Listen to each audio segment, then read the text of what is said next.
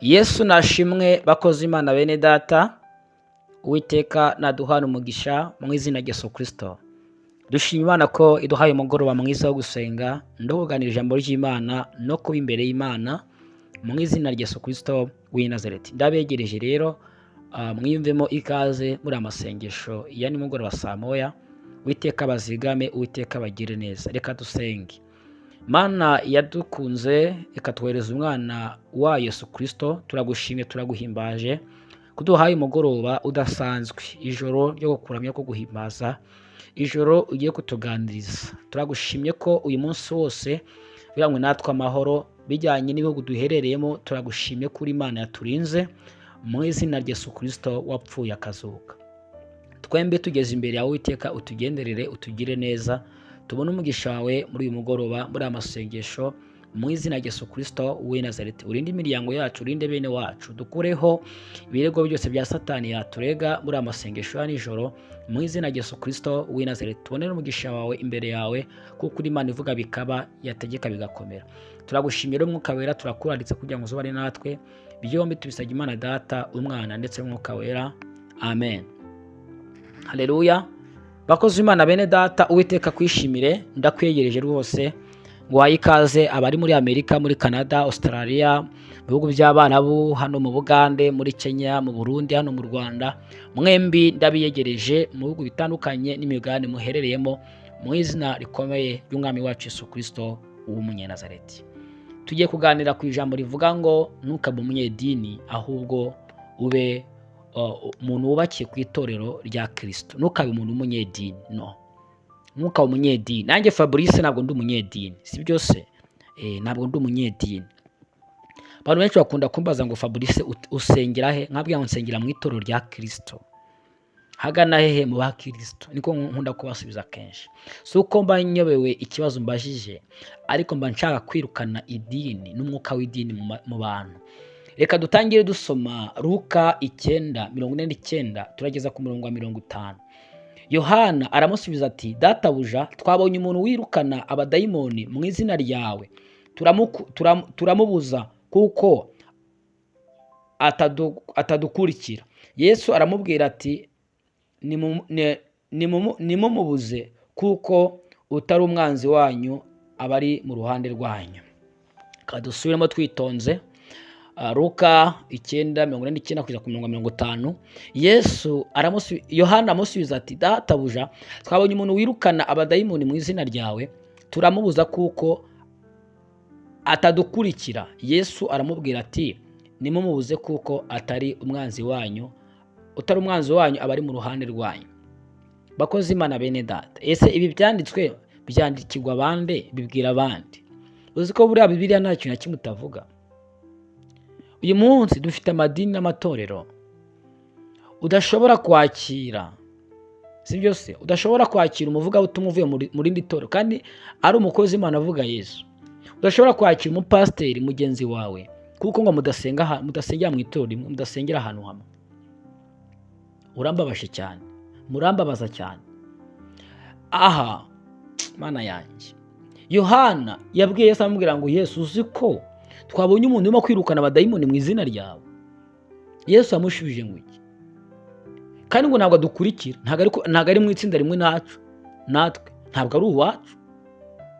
Yesu amubwira ati, reka musigeho mwe kumubuza, kuko utari umwanzi wanyu aba ari mu ruhande rwacu. Yesu arababwiye ko uwo muntu ari mu ruhande rwabo, mwe kumubuza. Ariko ni iki Imana itatubwiye bene data? Rata abantu twibanira mu masengesho ya nijoro, ndagira mbabwiye mwe kuba abanyedini. Muntu ukunda gukurikira agakuru Fabrice, umuvugabutumwa n'umunyamasengesho, muntu tubana mu masengesho ya nijoro na saa 9 z'ijoro, we kuba umunyedini. Ndakwinginze, we kuba umunyedini. Hari icyo Imana itatubwiye muri iki cyanditswe? Hari icyo Imana itarimo kutubwira muri iki cyanditswe? Yesu n'intumwa ze 12 bari kugenda bavuga ubutumwa, habonetse umuntu ku ruhande urimo kwirukana, gutaramura abadayimoni mu izina rya Yesu Kristo. Wibuka Yesu ntabwo arapfa, ntabwo aranazuka. Yesu ariho, ariko umuntu arimo kwirukana abadayimoni mu izina rye. Abantu atari kuriya muntu twabonye ko atadukurikira, uriya muntu buriya ari mu biki? Bazana ikirego imbere ya Yesu. Aha Yesu ahise abereka imbaraga zo gukoresha izina rye, si byose? Abereka imbaraga zo gukoresha izina rye, abereka ko izina rye ridakoreshwa mu itsinda runaka, mu idini runaka, si byose? Ni nko kubabwira ati ubundi mwibwira ko ari mwebwe uku twebwe tumeze gutya, ari twebwe tuzajya mu ijuru gusa, ariko tuvuga Yesu gusa, ari twebwe ducyanutse gusa.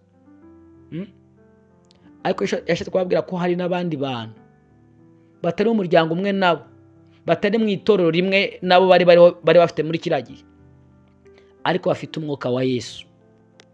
Yesu agaragaza ko abemera, si byose? Yesu aravuga ati mwibwira ko ari mwebwe mwenyine mufite inzira izwi, kuko muri Intumwa 12 mwibwira ko ari mwebwe mbega kampara.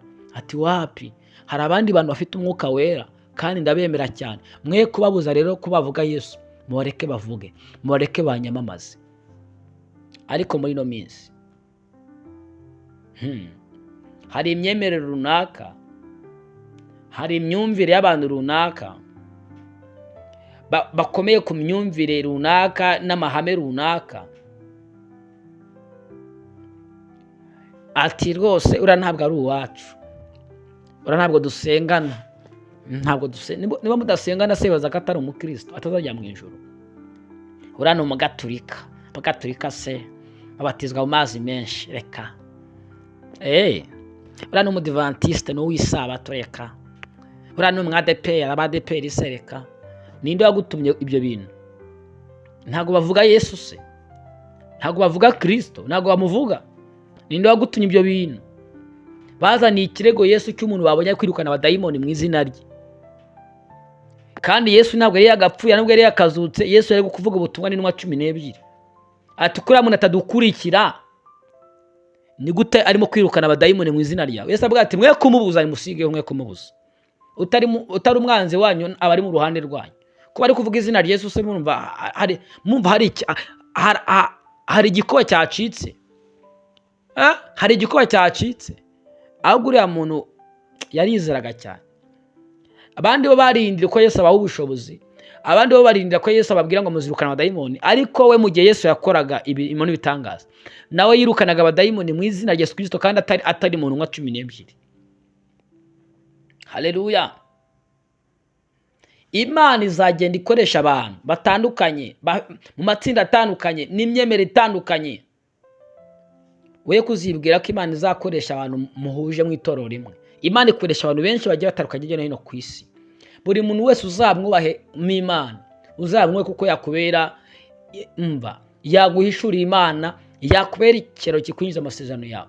Imana nijya kugusohoza amasezerano, ntabwo izakoresha umwadeperi mugenzi wawe, ntabwo izakoresha umugaturika mugenzi wawe, ntabwo izakoresha umudivantiste mugenzi wawe, ntabwo izakoresha umwangirikani mugenzi wawe. Imana nijya kugutabara izakoresha ikiremwa muntu. Yaravuze ngo nimugende mu mahanga yose mubwirize abaremwe bose ubutumwa bwiza.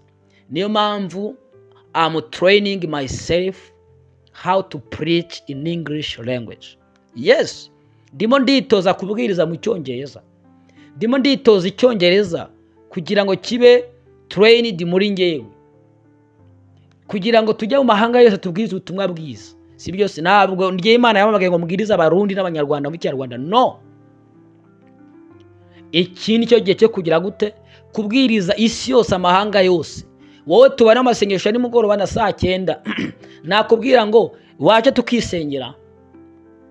Ejo bundi turajya dushireho gahunda y'Icyongereza. Niba utacyumva uzasigara. Icyo kora tugira umwanya wo gusengera abarwayi, ugafata ahantu urwaye. Si byose, Imana izagukiza kuko iby'indimi ntibikora, amavuta azagufata. Ariko ibintu by'imyumvire ntabwo twatumwe mu Barundi n'Abanyarwanda gusa. Yesu avuga umugende mu baremwe bose, mubigishe kuvuga ubutumwa, mubigishe ibyo nasize nitondeye byose. Abizera mubatize mu izina rya Data Kristo ry'Imana ry'Umwuka Wera. None abantu barigwa, abantu bafashe uduparite, ngende umwangirikani, ngende umustoration, ngende umupetesida, bari abantu n'amatorero y'inzaduka. Mbega ninde wagutumye ibyo bintu? Ibyakozwe n'intumwa 10:34-35. Petero ati, ni ukuri menye yuko Imana itarobanura ku butoni, ahubwo mu mahanga yose uyubaha agakora ibyo gukiranuka, Imana igira gute? Imana iramwemera. Harimo idini, harimo itorero, harimo igitsina gore. Ku bantu barimo kuvuga ngo ADEPR igiye gusengera abagore ni ikizira, harimo itorero, harimo umugore, harimo igitsina, uwo ari we wese. Petero ibi yabivuze amaze kubona abapagani cyangwa se abanyedini ba Koroneliyo n'abandi bari bari kumwe bamaze kuzura umwuka wera. Umwuka wera aramanuka ahita wuzura. Hari n'uwo nigeze kubona kuri YouTube bavuga ngo ariko ngo ku kirango cya ADEPR kubera iki ngo hariho inuma ipfuye, ngo inuma icuritse, kandi ngo inuma icuritse ngo ibipfuye. Ariko mwigize abantu basesengura. Ese umwuka w'Imana yamanutse, tuvuge umwuka ishusho y'inuma ni umwuka wera mu buhanuzi, sibyo? Umwuka wera, inuma yiri kumanuka iza mu isi ivuye mu kirere, imanuka izo sirira hejuru cyangwa imanuka icuritse. Abantu turavanga ibintu. Ngo ku kirango cya ADEPR ngo hariho inuma icuritse, hariho inuma irimo kumanuka isanga abantu bagiye kuza umwuka wera, ntabwo hariho inuma ipfuye. Mujye mumenya gusobanura ibintu. Aha rero Koroneliyo yavuga ati, Petero avuga ati, menye neza ko Imana itabana ku butoni.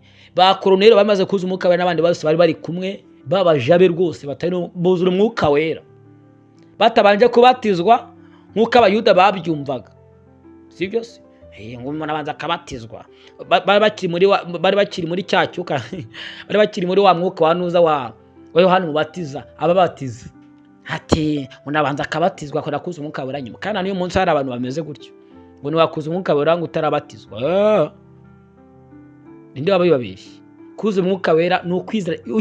Ukizera Yesu Kristo uhita wuzura umwuka wera. Ni ukwizera Yesu Kristo nibyo bizana umwuka wera.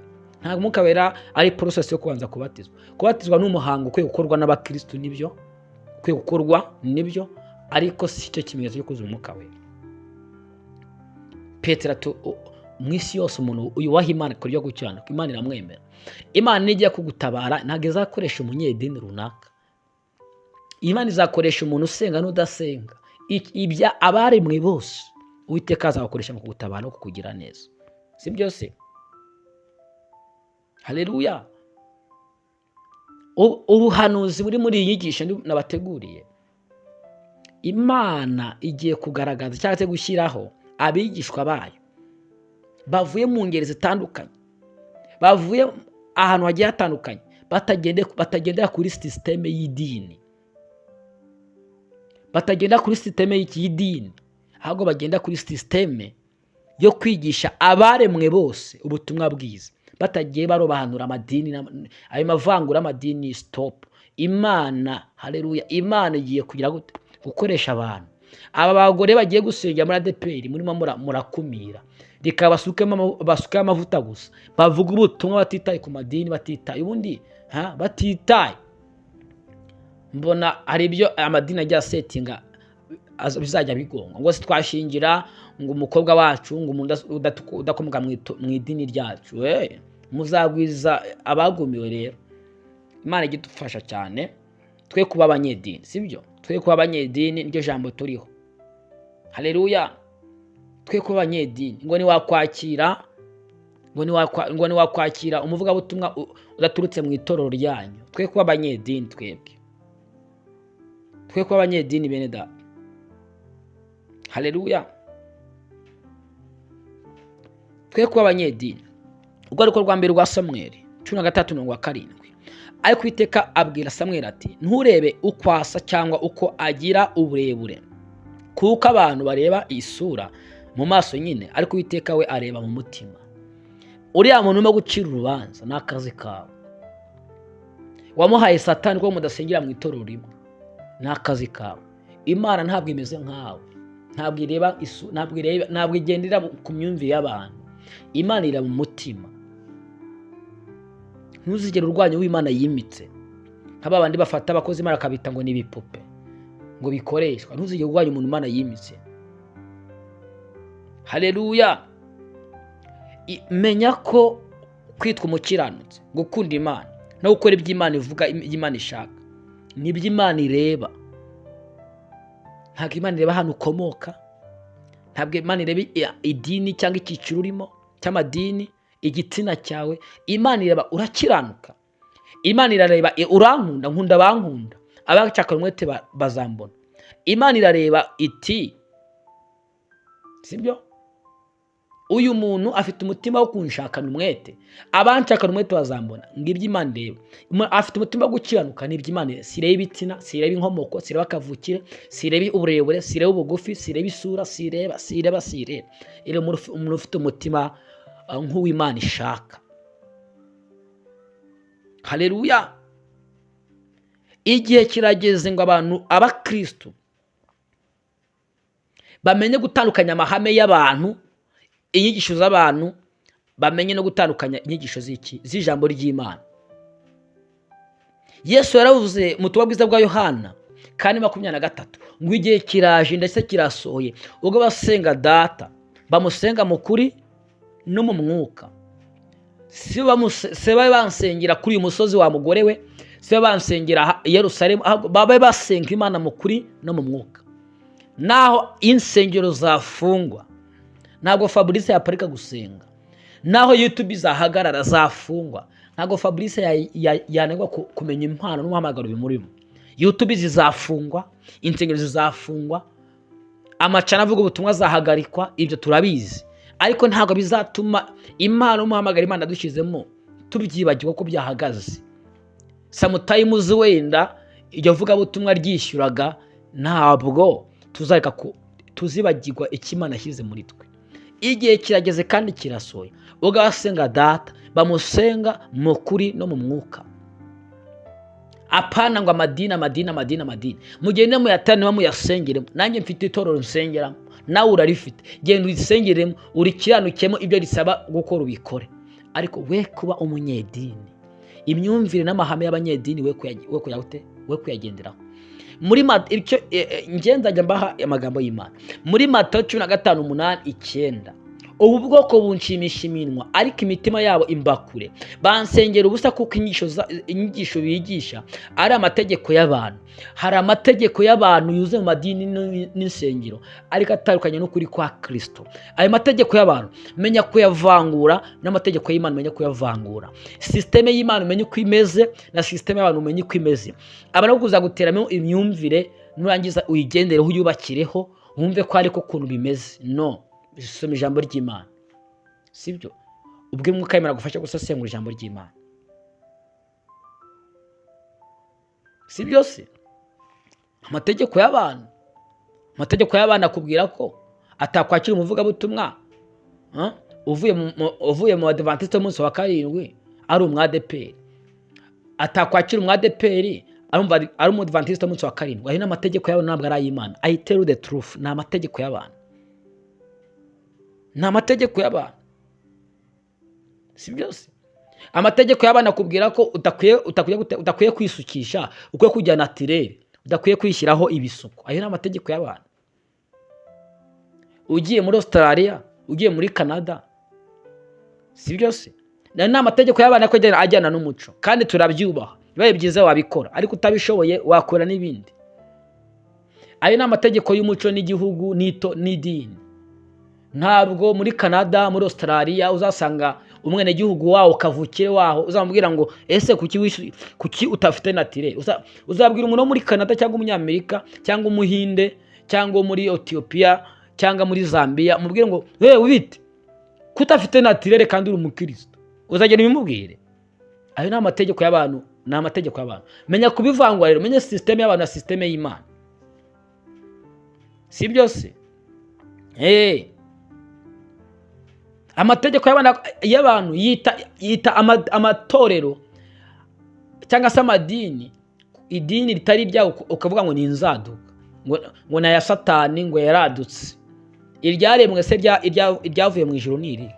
Iritaradutse ni irihe? Iritarashinzwe n'umuntu ritadutse ni irihe? Ugiye kuba nk'ababa n'inzoga z'inkorano ukagira ngo hari izaremwe? Kubera ko ikintu kivuzwe inshuro nyinshi uhita wumva ko ari ukuri.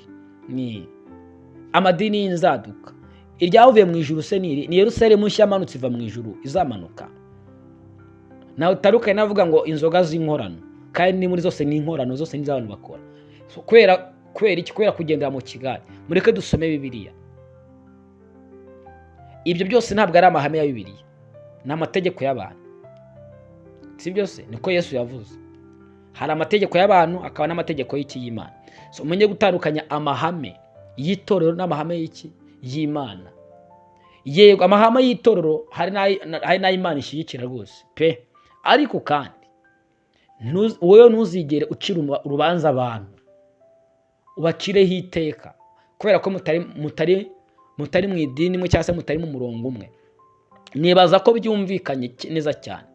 Luka 9:49, Yohana aramubwira ati, data twabonye umuntu wirukana abadayimoni mu izina ryawe, turamubuza kuko atadukurikira. Yesu aramubwira ati, ntimumubuze kuko utari umwanzi wanyu aba ari mu ruhande rwanyu. Ese Imana hari ikintu itavuze? Urimo urabuza abantu kuvuga Yesu, urimo uracira abantu urubanza kuko ngo mutari mu itorero rimwe, mutari mu itsinda rimwe, ntabwo ari umukristo, si umukozi w'Imana, yego si umukozi w'Imana, si umukristo, kuko mudasengera hamwe, mutari muri groupe imwe, wamucireho iteka, wamubuje kuvuga Yesu, wamurwanyije. Yesu arabwira ati no, ibyo bintu mukora ntabwo ari byo. Ibyo bintu mukora ntabwo ari byo. Ntabwo hariho inzira imwe izwi gusa. No, hari inzira nyinshi kandi zose zijya i Kanani, zose zijya i Roma, zose zijya mu ijuru. Si byose, inzira nyinshi, inzira zose zigera i Roma. Hariho imyizere itandukanye, ngo hariho uburyo bwinshi bwo kugabura iby'Imana, ngo ariko umwuka ukora muri bose ni umwe. Si byose. Ninsengera karande nkirukana abadayimoni, abantu bakaruka amarozi, abantu mu ngo zabo. Hari naho nagiye mbona mu matorero mu nsengero, ngo ariko se ngo ura pastor, ngo ura mukozi Imana, ngo usenga ngo abantu bakaruka mu rusengero, none ko muruka mu ngo zanyu? Nisimujya mubona za commentaire abantu bandikanura ngo urimo gusenga ngo nagize isesemi ngo ndaruka. None se hari ibintu nagushyizemo? None se niba warariye ibirozi mukayemera agashaka kukurutsa ibyo birozi, none se tuba turi kumwera? Hari uwanditse commentaire ambwira ati ngiye meruka ndimo gusenga nikubise hasi, sinzi igihe mwasoreje. None se ninjya gukozeho cyane umwuka w'Imana gukozeho? Ariko uyu munsi wibeshye mu rusengero ugasengera abantu bakikubita hasi, ukabatura hasi, byaba ikibazo. Reka mudukurikire online, dayimoni zibakubite hasi. Kandi ugasanga bati ura n'umukozi Satani arakora ku bantu bakikubita hasi. None ko dusenga, none se ubu nabyo ni Satani na kuba wadukurikira twagusengera ugakira online, nabyo tubivuga ko ari Satani. Ako dufite ahantu dukorera hazwi, tugatangira gusenga, abantu bagatangira dayimoni zikatangira kuvuza induru, bavuga turiya muntu akorana na Satani. Ariko hariho uburyo bwinshi bwo kugabura iby'Imana, ariko ngo umwuka ukora muri bose ni umwe. Icyo nari ngendereye tugana ku musozo kugira ngo twisengere Imana. Mureke twe kuba abanyedini bakoze Imana pe, mureke twe kuba abanyedini, babwije ukuri. Mureke twe kuba abanyedini, ni ukuri pe, mureke twe kuba abanyedini. Kuba abanyedini nta kintu bimaze, ahubwo mureke tube abakristo. Ngendo umukristo, umva ubwo buntu, narakijijwe nkurwa mu byaha. Ngendo umukristo wo mu mutima, mu ntambara ndasana n'ibyaha, mfite umugaba n'umwami Yesu, nituba hamwe nzahora nsinda. Iyo ndirimbo numva incitse kuko nta gitabo mfite hafi, ndombe incitse. Ariko muri yambati ngende umukristo nzahora ndiwe, mu mutima nzahora ndiwe, mu ntambara nzahora ndiwe, nimba hamwe na Kristo nzahora nsinda, nzahora nesha. Reka dusenge Imana mu izina rya Yesu Kristo w'i Nazareti. We kuba umunyedini, sibyo? Si wabyumvishe we gucira abandi imanza, mu izina rya Yesu Kristo wapfuye akazuka. Reka dusenge. Uwiteka Mana yera, umuremyi wa byose, ndagushimye mu izina rya Yesu Kristo wapfuye akazuka. Ngushimiye ineza n'urukundo ugira, ngushimiye imbabazi zawe nyinshi utugirira, ngushimiye kubwa bene data turi gusengana muri uyu mugoroba. Ni umugoroba udasanzwe, ni umugoroba w'umugisha waturemeye. Haleluya. Turasaba kugira ngo usuke umwuka wera n'ububyutse mu mitima y'abantu, abantu turusheho kumenya ijambo ry'Imana n'ibyo uvugana natwe, mu izina rikomeye ry'umwami wacu Yesu Kristo w'i Nazareti. Uyu munsi dusabye umugisha, dusabye uburinzi, dusabye imbaraga, dusabye umwuka wera mu izina rya Yesu Kristo. Urinde buri muntu wese mwana, murinde. Haleluya. Umurinde, murindire ijoro rihinduka ijoro ry'umugisha, ijoro ry'umunezero ku buzima bwe, ijoro ridasanzwe mu izina rya Yesu Kristo Nazareti. Hagarike ibitambo byose by'umwijima, hagarike imyuka mibi itera ubuzima bw'abantu ibabuza amahoro mu izina rya Yesu Kristo w'i Nazareti. Urinde imiryango, ukiza abarwayi, uruhura imbohe, uruhura abarushye n'abaremerewe mu izina rya Yesu Kristo w'i Nazareti. Ibyifuzo byose abantu banditse turabisengeye mu izina rya Yesu Kristo, turabizamura imbere yawe Uwiteka, uruke gutabara no kurengera ubuzima bw'abantu n'ubugingo bwa benshi mu izina rikomeye ry'umwami wacu Yesu Kristo wapfuye akazuka. Ndekuye amavuta y'Imana gufata kuri buri muntu wese. Ndasengera abantu barwaye, ndasengera abantu bafite ibitero bitandukanye. Ndasenze mu izina rya Yesu Kristo, umucyo w'Imana ubarasire, imbaraga z'Uwiteka Imana Nyiringabo zifate ku buzima bwa buri muntu wese mu izina rikomeye ry'umwami wacu Yesu Kristo wapfuye akazuka. Zamura ikiganza cyawe vuga ngo Mwami Yesu, ndagushimye kubw'imbabazi zawe ungirira. Ndagushimye iri joro n'uyu munsi, reka bihinduke ibidasanzwe ku buzima bwanjye. Ukorane nanjye imirimo n'ibitangaza mu buzima bwa buri munsi. Umucyo wawe umbemo, amaraso yawe antwikire, amaraso yawe andindire umuryango, amaraso yawe anyorose, amishe ibitero by'umwijima, ume gusinzira amahoro mu izina rya Yesu Kristo w'i Nazareti. Vuga ngo Mwami Yesu, nkoraho, ukora ku ntambara zanjye, kora ku byifuzo byanjye, kora ku byo maze iminsi nsengera. Vuga ngo Mwami Yesu, nta wundi muntu niringiye ni wowe. Ndakwingiza untabare, ndakwingiza undengere, ndakwingiza muri ntawe iri joro mu izina rya Yesu Kristo w'i Nazareti. Amen. Ndagusengeye akira uburinzi bw'Imana, ndagusengeye akira kurindwa n'Uwiteka Imana Nyiringabo, ndagusengeye akira amavuta kubohora, ndagusengeye we kuba umunyedini ahubwo umukristo. Imana ibohora umutima wawe, iwuvane mu ubwoba no guhora uboshye mu izina rya Yesu Kristo w'i Nazareti. Imana ikurindire umugabo, Imana ikurindire abana, Imana ikurindire umugore, Imana ikurindire ubusore n'ubukumi bwawe mu izina rya Yesu Kristo w'i Nazareti. Umunsi w'ejo uzahinduka umunsi udasanzwe, umunsi w'umugisha ku buzima bwawe. Imana ifungura imiryango y'akazi kuri wowe wasengeye akazi, Imana ifungura imiryango y'akazi kuri wowe. Haleluya. Imana ikwishyira amadeni wowe ufite ayo madeni wabisabye. Imana ikurengere, ikurwanirire. Imana igukize ubwo burwayi bwagufashe mu ngingo mu izina rya Yesu Kristo w'i Nazareti. Nimwakire ihumure n'amahoro y'Imana mu izina rya Yesu. Amen. So Uwiteka rero abishimire, ukande subscribe ku ibara ry'umukara cyangwa se n'umweru umutuku, like na commentaire zanyu, tujye tubana umunsi ku munsi. Reka tuze guhura amasengesho ya saa 9 z'ijoro. Uwiteka abagire neza, Uwiteka abagirire ibambi. Sibyo? Ijambo ry'Imana ushobora kurisubiramo ufite agakaramu ukajya wandika ibyandiko tuba twavuze, kuko babihuye n'ibyo twigishijeho. Imana iguha umugisha rero mu izina rya Yesu. Amen. Borwa TV, vuga butumwa.